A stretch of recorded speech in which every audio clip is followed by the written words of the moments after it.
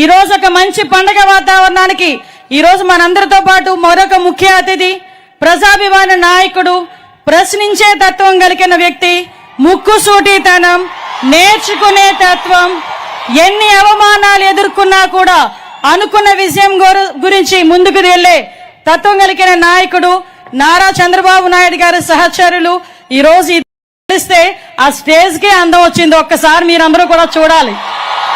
వాళ్ళిద్దరూ అలా నడుస్తా ఉంటే మీ మొహంలో ఆనందం నేను నా కళ్ళతో చూసా. అటువంటి నాయకుడు నా సోదరుడు డిప్యూటీ సీఎం పవన్ కళ్యాణ్ గారికి మరొక్కసారి ధన్యవాదాలు, నమస్కారాలు తెలియజేసుకుంటున్నా. ఈ రోజు ఒక వ్యక్తి గురించి మీ అందరికీ చెప్పాలి.